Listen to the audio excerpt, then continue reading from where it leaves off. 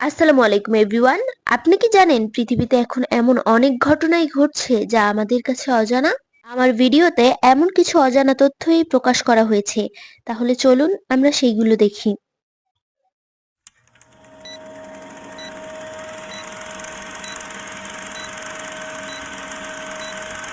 আপনি কি জানেন আমরা যে পৃথিবীকে শক্ত আর স্থির ভাবি সেটি আসলে সব সময় নড়ছে। এই মুহূর্তেও পৃথিবী প্রায় 1000 মাইল প্রতি ঘন্টায় ঘুরছে, তবুও আমরা কিছুই টের পাই না। আপনি হয়তো জানেন না, পৃথিবীর বেশিরভাগ অক্সিজেন আসে বন থেকে নয়, আসে সমুদ্রের অদৃশ্য জীব থেকে, যাদের আমরা কখনোই দেখি না।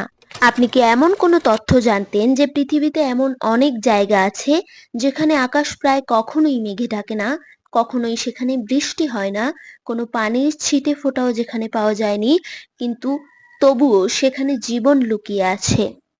এইবার আমি আপনাকে একটা অদ্ভুত তথ্য জানাবো, যে পৃথিবী যত পুরনো হচ্ছে দিনগুলো তত লম্বা হচ্ছে, খুব ধীরে কিন্তু নিশ্চিতভাবে।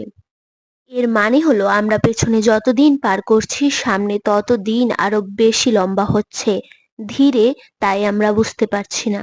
এজন্য এর প্রভাবও আমাদের জীবনে অত বেশি পড়ছে না।